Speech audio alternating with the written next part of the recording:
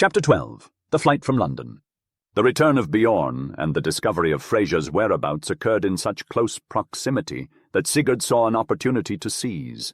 Twice a day, Sigurd was seated close to the high seat at meals and engaged in friendly conversation with King Bjorn Wolfe, but Sigurd could sense an underlying tension. He knew that the king would eventually make a move to get rid of him, a Northman that brought trouble to his reign. At the noon meal, the day after Bjorn's arrival, King Bjorn Wolfe called Sigurd to his side and asked about the progress of the search. Sigurd took on a somber demeanor and replied that he had no news, hoping to buy time. The king appeared relieved at Sigurd's response, and Sigurd couldn't help but suspect that the king's spies had discovered his recent visit to the shops. Thorkel, who Sigurd had not seen in days, was undoubtedly keeping a close eye on him. That evening, Bjorn arrived at Sigurd's room with a rope and grapnel, and Sigurd asked if the crane was in shape. Bjorn confirmed that all was ready, and 2 large boats were waiting at the stairs. Sigurd voiced his concerns about being followed by Thorkel, but they decided to wait for the streets to empty before making their escape. An hour later, Sigurd roused his men, and they set out, splitting up into 2 groups. Sigurd and 3 others headed to the corner of the palace where Freyja's window was located. The palace was surrounded by a high wall with a small garden inside, and Freyja's rooms were on the upper floor of the 2-story building. As they approached the towering wall, Bjorn hoisted the grapnel up and flung it with all his might. It held onto the wall. Sigurd grasped the rope and scrambled up, hand over hand. Once at the top, he switched the rope to the inside and slid down, crouching beneath the window. The veil of darkness shrouded everything above him, but Sigurd wasted no time. He threw a stone at the shutter. It swung open and something tumbled out. He caught the object, which turned out to be a makeshift rope made of torn curtains. He held on to it firmly, allowing Freyja to slide down to his side. Silently, Sigurd welcomed her with a firm hand clasp before bringing her to the wall. They climbed up together, and within minutes they were standing in the street. Old Bjorn greeted Freyja warmly and draped a dark cloak over her dress. They immediately set off for the river. When they met the 12 men who remained with Sigurd, he dispatched them ahead with Bjorn to prepare the boats. Freyja and Sigurd followed after them. Within 10 minutes they were going down the stairs, pushing off the boats. Freyja and Sigurd stood on the prow of the leading boat. "Hurrah! You're finally free, Freyja!" Sigurd cheered under his breath. Freyja, however, yanked him back suddenly as a spear whizzed by him. A yell ensued, and a dark mass materialized in front of them, revealing a sizable boat brimming with men. Sigurd decided to abandon any pretense of subtlety. "Row, men! Row!" he roared.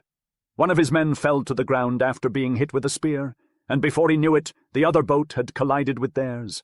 Standing on the prow, Sigurd unsheathed his sword and took a swipe at the man in front. Meanwhile, Bjorn tried to shield their boat from the other craft. Then he heard Thorkel's scornful chuckle ringing in his ears. As Sigurd attacked his foe's shield, Thorkel's boat-hook ensnared Sigurd's byrnie and almost dragged him overboard. "You possess some sturdy armor, my friend Sigurd," Thorkel jeered as the young man staggered. Sigurd struggled to free himself from the hook, but before long he realized he wouldn't be able to. "Take Freyja aboard and set sail, Bjorn!" he shouted. But instead of resisting the boat-hook, Sigurd jumped towards the prow of Thorkel's boat. As he did, Bjorn yanked away with a cry of shock from Freyja, and Sigurd found himself alone, surrounded by his enemies. As the boy sprang aboard, Thorkel was pushed back and he staggered. Sigurd swiftly drew his sword and with a single blow cut him down, freeing himself from the hook attached to Thorkel's steel shirt. As he looked around, he noticed the second boat had arrived, forgotten in the heat of the moment. Sigurd struck down another man and bounced back among his followers, instructing them to follow Bjorn to the crane. Without hesitation the men set off and quickly caught up with the first boat, with no sign of pursuit. Now safe, Sigurd breathed a sigh of relief. Bjorn asked if all was well, and Sigurd assured him that Thorkel would not be bothering them, at least for some time. As they left, Sigurd heard some shouting from behind them, and saw torches darting to and fro, but they were beyond capture. Soon they passed below London Bridge, and were soon aboard the crane. The men welcomed them with a hearty cheer and rejoicing. Sigurd took Freyja to the cabin while Bjorn took over the ship, oars at the ready. Once settled, Sigurd asked her to share her story. Freyja recounted that Thorkel came to her room around midnight with a note in runic, claiming that Sigurd had been injured and was asking for her to come. She noted that it was strange for Thorkel to visit but went anyway. As soon as they left the palace, Thorkel's men seized her, brought her to the ship and locked her up in a cabin. Fortunately, Freyja managed to scratch on a piece of wood, threw it out the window and called for Sigurd. Thorkel threw a cloak over her head, and she was treated well enough after that. When they landed, Thorkel made Freyja promise not to escape if he left her free. Once they arrived in London, King Bjorn Wolfe treated her beautifully. He gave her many gifts and assigned women to attend to her. Sigurd was furious at the villainous Thorkel and told Freyja everything the king had said. "I was kept locked inside my room," Freyja said, "but truly I had no reason to complain. Then one day I caught a glimpse of you across the way in the marketplace, and you know the rest. I made a rope from the curtains, and here I am now." Sigurd chuckled. "Shall we remain here in the cabin or venture out to the deck?" "Out to the deck by all means. But why do your crew refer to you as Haldor?" Sigurd recounted his recent conversation with Thorstein, and upon hearing it, Freyja averted her gaze. "I suppose after this you will hold me inferior to you, that—" "Nonsense!" Sigurd intervened, laughing. "Enough of this foolishness. Let us go topside." Freyja cheerily darted up to the deck, and Sigurd followed. They raced down the Thames, which rarely froze over during winter, and any trace of pursuit faded away. Since it was too dark to make out anything in the starlight, Freyja went to bed, Sigurd surrendering the cabin to her as he took charge of the ship. Bjorn relieved him after a short while. When dawn broke, they were a great distance from land, and their boat was well stocked with furs, keeping everyone warm. Suddenly, Sigurd looked back and exclaimed, "Look over there, Bjorn! What vessel is that?" The old Viking gave a wicked cackle, causing Sigurd to recall the ship that Bjorn took while on his way to London. "She only had 15 men aboard, Haldor, for there was no more room on the crane to spare. But yesterday I found 20 Scandinavian men in London willing to work for Thorstein. They are with us on board now. She may come in handy." Sigurd nodded in agreement. "Indeed, she is exquisite. Where did you find these men, Bjorn?" "Oh," Bjorn replied offhandedly. "They were prisoners of Bjorn Wolfe's, so I offered them a chance to sail. They weren't being closely watched, so here they are." Sigurd cried out in alarm, "What have you done? Don't you realize that this could bring down the entire Saxon army on us?" Bjorn shrugged his shoulders. "There were only a pair of Bjorn Wolfe's longships on the water, Haldor, and as they were left unguarded, some of the men rowed over last night and almost destroyed their masts." Sigurd grasped Bjorn's hand tightly. "I'm sorry, Bjorn. I should have known you better. That explains why we weren't followed. Now what is our next step?" It was sheer madness to be venturing out to sea in such wretched weather, but there was no other choice. Sigurd mulled over their options with his companions, weighing the dangers and the possible outcomes. "I think we ought to seek refuge either in Wessex or Northumberland, or perhaps try and make our way to Flanders and travel overland to Denmark. The north of England might offer us respite from Bjorn Wolfe's scanty power, especially since there are plenty of Vikings there," he mused. "Then let's ride out to the north and hire more men if we can. We can set our sights on Denmark or Flanders afterwards," one of them decided. With that, they set their course. Sigurd had hoped to take the captive ship along with them, but they lacked the manpower to handle both vessels if things went awry. So they hugged the coastline of East Anglia, then turned and went north, past the treacherous waters of the Wash, and made it to the Humber River. The weather was bitterly cold all the way, but they were able to avoid any nasty squalls. Just before they reached the Humber, they made a pit stop at a small river to replenish their water supplies. There were no houses in sight, so Sigurd and Freyja decided to head ashore to stretch their legs while the water casks were being filled. "It feels good to be back on solid ground, Sigurd," exclaimed Freyja, after she'd trounced him up a small hillock. "I've been at sea for so long that I barely feel any different," chuckled Sigurd, spreading his fur cloak on the snow for Freyja to perch on. As they sat there catching their breath, gazing out over the wide swathes of land, dotted with wooded glades and forests that reached far inland, they heard the unmistakable hoot of a war horn coming from the direction of the ships.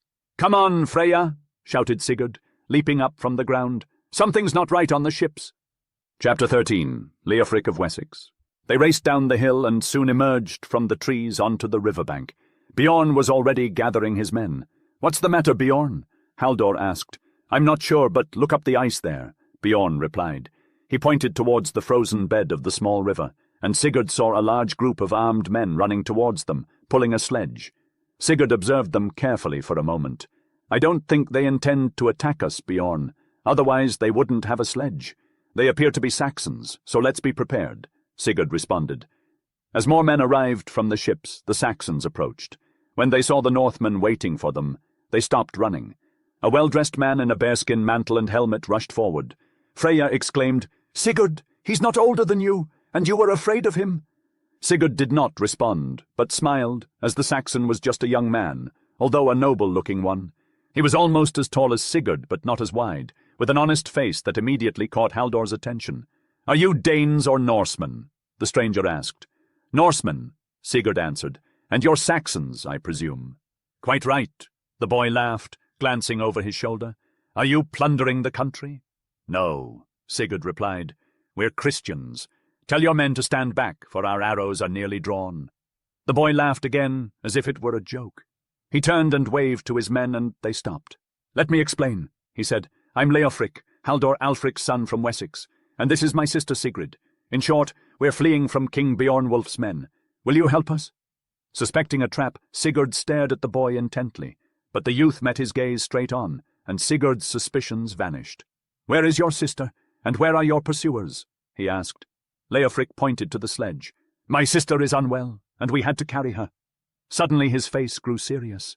"Please, Sir Norseman, hurry with your answer for God's sake. The king's men are less than half a mile behind us, and there are almost 60 of them, while half of ours are wounded or sick." Sigurd emerged and firmly gripped the hand of the person before him. "No time for idle chatter. Get your sister and the sick or injured men onto my ships, and let all your warriors join mine. Freya, take charge of him and prepare the boats immediately," Sigurd commanded. The young man called forth his squad, dividing them as Sigurd had ordered and mobilizing 20 Saxons to join the Norsemen. "We will teach Bjorn Wolfe's fighters a harsh lesson, Bjorn. Distribute the troops as you see fit," said the young man. 150 feet ahead was a bend in the river, and Bjorn signaled for his men to conceal themselves behind the dry bushes that lined the banks, while he went to scout ahead. Moments later he came rushing back full tilt, shouting, "They're here! Hold on until they're alongside us, then unleash arrows and axes upon them." Before long, the pursuing party of 60 Saxons led by 2 commanders appeared. "Take out the leaders, men," Sigurd whispered. As the group came between the 2 bands of Norsemen, Bjorn's horn sounded, and a wave of arrows rained down upon the compact formation of Saxons. Simultaneously the Vikings drew their swords and axes and charged forward. Although the Saxons put up a valiant defense, their leaders fell at the first attack. After a fierce minute of hand-to-hand fighting, the Saxons faltered and fled. Sigurd had led his men, locking swords in a duel with a tall Saxon. The latter wounded Sigurd severely in the shoulder during the first exchange of blows. Dropping his shield, Sigurd wielded his excellent sword with both hands, charging forth towards his opponent. His first blow made the other's shield arm go numb with shock. The second made his sword fly out of his hand, and he fell heavily on the ice. Seeing that the enemy was broken, Sigurd paused and yelled aloud, "Retreat, men, retreat! Our goal is not to slaughter them, but to teach them a lesson." While his Norse warriors obediently fell back, Leofric's Saxons pursued the fleeing Saxons, and Sigurd couldn't really blame them. Then he turned to his fallen opponent, who lay there looking up at him, waiting for the killing blow. "Get up," Sigurd chuckled. "I'm not a murderer." The Saxon slowly rose to his feet with a look of amazement on his face. He took Sigurd's hand in his own and knelt down, kissing it in gratitude. "Thanks, Lord," he spoke. "You are the first to ever defeat Wolfe in swordplay. If you are willing to accept him, he will serve you faithfully." Sigurd responded with a faint smile, but Bjorn quickly caught him when he suddenly lost consciousness. Blood streamed from his wounded shoulder, and he was quickly losing strength. Bjorn held him tightly as Wolfe removed his woolen tunic and efficiently bandaged the wound. Bjorn watched with suspicion, but soon he and Wolfe carried Sigurd back to shore. As they drew closer, Freya ran up to them in a panic. "Sigurd! Is Sigurd okay?" Bjorn reassured her, stating that his wound was minor and that he would be back on his feet in no time. Wolfe, the one responsible for Sigurd's injury, surprised Bjorn with his tenderness. He carefully placed Sigurd against an ice hummock and washed his face with snow until he slowly regained consciousness. "You rest now," Bjorn instructed as he rose. "I will take care of the embarking." By the time the water casks were loaded, Leofric and the Saxons had returned, and even the Saxon boy showed remorse for what had happened. All the men were divided between the 2 ships, the Jomsvikings, Thorstein's courtmen, a dozen Saxons on the Crane, and 30 Saxons and Norse prisoners on the other. The sails were raised, and the ships set course eastward, leaving the shore behind. Sigurd sat at the front of the crane with Freya and the two Saxons beside him. "Tell me your story," he requested, introducing himself and Freya. "Our father was the Haldor of Wessex," began Leofric, "but King Bjorn Wolfe was jealous of his popularity and relentlessly persecuted him. 3 weeks ago, armed men came to seize our father, but he escaped to a Danish ship on the coast. But my elder brother Alfgar was taken and blinded."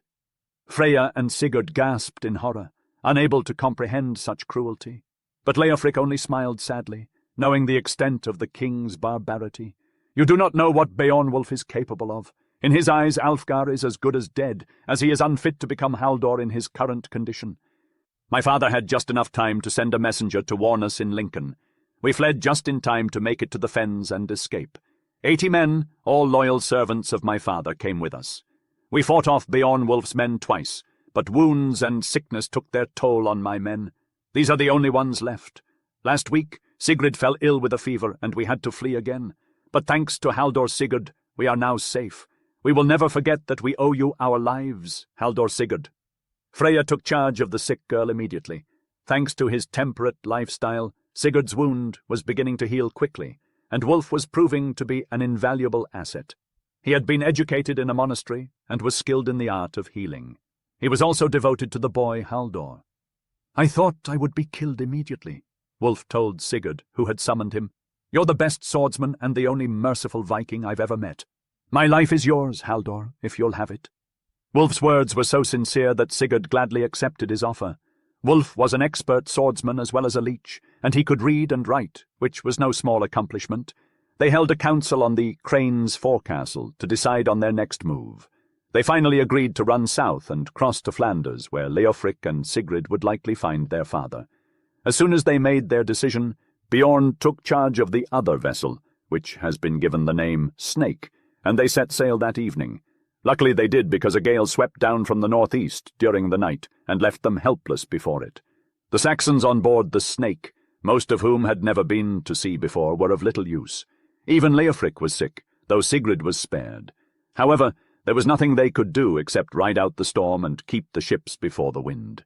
It was bitterly cold, but since the Norsemen weren't bothered by it much and the girls were bundled up, there was no great suffering.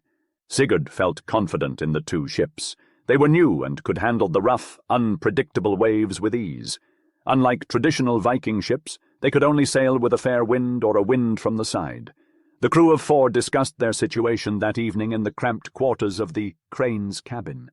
Sigurd laughed and shook off the snow as he entered. "We're certainly getting all the storms we want, Freya. Should we take our chances and head around to the southern end of England?" Leofric quickly opposed. "No! Can't we make for Normandy? Many Vikings are there, and it's settled by Norsemen." Sigurd shook his head. "Not unless the wind shifts." Freya chimed in. "I see you're thinking about getting me back home. While I'd love to see Vendland again, it's best if we just take the simplest course.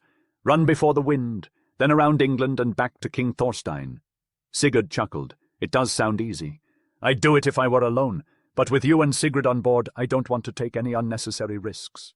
Sigrid laughed too as Leofric, overcome by seasickness, left the cabin. "Don't mind us, Haldor. Head for Ireland by all means." Sigurd replied, "We'll see how things look in the morning. I'm turning in now to get some sleep." Chapter 14. In Bretskard. The morning broke dark and gloomy, with no land in sight. Sigurd, concluding that they had been driven below the Thames, if not below the end of England, ordered the helmsman to steer due west, and while he was unable to communicate with the Snake, he saw Bjorn follow his example at once, and knew that he understood. The gale had now lessened to a steady wind from the northeast, interspersed with flurries of snow, and both ships drove steadily along under half canvas. For 2 days they held this course, and then Sigurd held a shouted conference with Bjorn. It seemed evident that they had been carried south of England, so the prows were turned north, and the next morning land appeared. Leofric had found his sea legs by this time, while Sigrid was rapidly gaining strength and colour from the salt sea air, which drove the marsh fever out of her. She was a very pretty girl indeed, with her blue eyes and long flaxen hair, and she and Freya were firm friends from the start. Wolfe, who was now more a friend than a captive, was a great favourite with all on board, even with Leofric's Saxons. On the morning that land was sighted, he drew Sigurd aside. "Haldor, we must have fresh water at once. 3 of the casks were loosened by the storm and have run out. There is only a cask or 2 of ale left." Sigurd made a wry face. "Well, that will keep us from thirst, and the men like it well enough, though I have little taste for it. But perhaps we can get water from some river along the coast here, or from the Snake." Wolfe disagreed. "All Bjorn Wolfe's jarls and thanes will be looking for us, you may be sure, and as soon as we are sighted the housecarls will be poured down wherever we land." Sigurd thought it over, and finally signalled the Snake. Bjorn drew alongside, but when Sigurd mentioned the shortness of water, the old Viking gave a cry of dismay. "Why, we thought to get some from you. Never mind, we are drawing into the coast, and I will make a landing and find out where we are. We cannot be very far from South Wales, and once there it will be plain sailing, for the people there are of my own race, and I have not forgotten the language of the Cymry." They sailed towards the rocky shore for hours before discovering a frozen bay with a small village perched atop a cliff. Leofric guessed they were likely fishermen, but without a nearby river they would have to melt some ice. Bjorn's ship carefully pushed through the outer edge of ice, and after testing it with oars, he and a dozen men made it to shore. The villagers were frightened of the pirates, but Bjorn quickly calmed their fears by buying a large quantity of fish. Returning to the ships, Bjorn reported that there was no fresh water, but the villagers melted ice for their needs. Haldor suggested that they continue towards North Wales, even though there wouldn't be much help from the locals on the coast. When asked how long it would take to reach North Wales, Bjorn replied they would get there the following night or the day after at the latest. After loading a supply of ice, they hoisted their sails and moved at full speed to avoid getting caught in another storm. The following morning, they reached Land's End and turned their prows north. By nightfall, they could see land ahead, and early next morning they drew close to the shore. Bjorn believed he knew where they were and led the way, promising to quickly find an open river. Before noon on that day, a great cry of excitement erupted from the men as they laid their eyes upon a bay that stretched out before them. A river meandered down through it, though it was a treacherous path for ships as the ice threatened to seal them in from either side. Yet the courageous crew of the Crane followed close behind the Snake and navigated the narrow channel with ease. A half-mile up, the band of brothers encountered a most unexpected sight. Whooping to herald his arrival, Bjorn then started sounding his war horn, prompting Sigurd to raise the alarm and prepare his men for the worst. Leofric, in haste, fastened his armour together and partnered with Sigurd as the Snake rounded the bend. There the men were met with the sight of 2 imposing ships nestled into the shore, preparing for winter, and a camp nearby. From their appearance and habits, it was apparent that these were the Danes. Also visible from afar was a town with a sizable population atop a neighbouring hill. As the Crane came alongside the Snake, Sigurd saw that the warriors on shore had begun to arm themselves and stand guard around the ships. Bjorn identified the town as Neath, and revealed that, in the distant past, the place used to be his home. Asking for Sigurd's counsel on the matter at hand, Bjorn suggested that they hail the Neath ships and determine their intent. Agreeing with Bjorn's intuition, Sigurd instructed his men to draw as close as they could to the shore. The vessel stopped at about 200 to 300 yards from the beach, as the ice made it impossible for it to move closer. Soon following their call, a dozen men from the Neath ships started walking over the ice toward the Crane. As they neared the vessel, Freyja, a member of Sigurd's protective cadre, let out a shriek and snatched Sigurd's arm. "Oh, fair hair, look at that big man in front. That is Halfdan, the brother of Queen Gunhild, and my own uncle," she cried. Sigurd gazed upon Halfdan and recalled the time he had spent observing the man on King Harold's court, while Freyja explained their family connection. Halfdan stopped just before reaching a spear that had been cast and called out, "Who are you, and do you come in peace or war?" Sigurd burst out laughing. "You don't recognize your friends, Haldor?" he joked. Haldor turned sharply and surveyed the ship before running towards them. "Sigurd Fairhair," he exclaimed as he got closer. "And by the eye of Odin, is that Freyja?" Freyja beamed and jumped down onto the ice, throwing her arms around her uncle's neck. He struggled to disengage himself while mockingly shouting, "Help! Help! Are you trying to make me a captive? Let loose! Respect my dignity!" Sigurd followed Freyja onto the ice and clasped Haldor's hand. Freyja joked, "Be careful, uncle. Sigurd is your equal in dignity now." Sigurd nodded at the surprised look on Haldor's face. "Yes, I am one of Thorstein Tryggvason's men now, Haldor. He recently made me a Haldor, although I am too young for such an honour." "Nonsense, nonsense," Haldor replied. his eyes gleaming with happiness. "You are the handsomest Haldor I have ever seen in my life, upon my word. But come up to the camp." "Wait," Sigurd said, turning to his ships. "Leofric and Sigrid join us. Wolfe and Bjorn take charge of the ships and lay them up on the shore, beside the others. We are with friends." As Leofric and Sigrid climbed down to the ice, the young Haldor introduced them to his uncle, who greeted them warmly. "I have heard of your father's misfortune," he exclaimed. "I fought against him 3 or 4 years ago, and he was a noble foeman. However, he is safe in Flanders now and is likely to return before long." Leofric was surprised. "What do you mean?" "Come along to the camp and I'll tell you." Haldor led the way to the shore. "It's too cold to be standing out here talking." As they entered the camp, the news of the Vikings' arrival spread quickly, and loud blasts went up from the horns. The Danes met them with shouts of joy, for the men of Jomsborg were prime favourites with King Harald's men. Sigurd found several he knew, while Freya was met with fresh cheers. As they entered the large hut of Halfdan, the Haldor drove the men off. "Get out of here!" Halfdan cried, shooing the rowdy crew away from his doorstep. "Go help stow the ships up on shore. We have much to discuss and need some peace and quiet." With a boisterous cheer, the men tumbled away, leaving Halfdan to close the door with a sigh of relief. "Welcome, friends," he said to the newcomers, offering food and water. "You must be hungry after your journey." Sigurd, the group's leader, thanked him and asked how he ended up in Wales. Halfdan explained how he was sent by Harold to make arrangements with the Welsh king, Idwal ap Merig, to join them in their upcoming battles. "I've been here for a few months now, and King Idwal is on board," Halfdan said. "We see him almost every day. But first, let's get comfortable." He piled furs for the 2 women, Freya and Sigrid, while he and the boys sat on a long wooden bench. As they chatted, Halfdan couldn't help but remark on the strange and barbaric-sounding Welsh names. Sigrid joked that the Welsh probably found their own names just as harsh, and it was all a matter of perspective. Eventually Sigurd finished recounting his tale, and Halfdan showed the group to their makeshift lodgings for the night. His own hut would be shared with the boys, while the 2 women would have a separate one. With their beds prepared, Halfdan bid them good night and left to attend to his duties as a messenger of Harold and a strategist in the upcoming battles. Chapter 15, in Winter Quarters. The following day, Halfdan's group merged with the newcomers and worked together to bring the 2 ships onto the shore.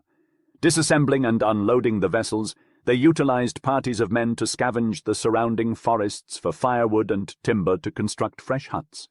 By evening, 150 men accomplished the task, and they rested peacefully for several days, allowing time for those that were wounded or sick to recover. Sigrid recovered almost entirely thanks to Halfdan's cheerfulness and rough humor. Sigurd and Leofric desired to explore the nearby town and locate suitable accommodation, yet Halfdan advised them otherwise, warning of King Idwal's watchful eye. The Welsh king was suspicious of any Northman within 100 miles, and with good cause, considering Bretskade's terrible ravaging by the Vikings. Halfdan reminded them of Bjorn's youth when Vikings kidnapped him. Furthermore, the town did not offer much worth visiting, only a castle and a few shabby homes. King Idwal forbade their men from entering the area. On occasion, countryfolk came down to the camp with their market wares, providing fresh meat and food, making it an impromptu marketplace. The Vikings' camp became a fair during these times. The Welsh people were different, small with their bright, quick eyes and black, straight hair. Their looks contrasted strikingly with the light-haired Northmen and Saxons. Sigurd and Leofric were initially worried about how the Saxons and Danes would get along, because the 2 groups had always been sworn enemies. Happily, their concerns turned out to be unfounded. Halfdan learned from the locals that wolves were wreaking havoc in the nearby forests, so the group fashioned skis, and even Sigrid learned how to use the snow skates, as the Saxons called them, to travel through the snow. On the 2nd week of their stay, they decided to go on a 3-day wolf hunt, leaving Bjorn in charge of the camp. Upon their return, Bjorn informed them that King Idwal planned to visit them the next day with his entire court. The group sprang into action, decorating their huts with pine boughs from the forest, and hanging tapestries and cloths that Sigurd found in Bjorn's captured cargo in Halfdan's large hut. They polished their armour and weapons and formed 3 divisions: the Danes, Norsemen, and Saxons, clustering together under the standards of Halfdan, Sigurd, and Leofric. When the Welsh were spied winding down the hill towards the camp, the Vikings sounded their horns in greeting. Leading the procession was a group of archers, with the king and his court on small, shaggy ponies following behind. Idwal was larger than most of his followers, with sharp black eyes and a strong chin shaved with 2 long moustaches in the Danish fashion. As he approached, Halfdan met him and offered his greetings. "Welcome, my lord king," he exclaimed. "We are pleased to return the hospitality of your castle." Idwal grinned. "Indeed, Haldor. I am relieved to see that your men have no intention of raiding my borders.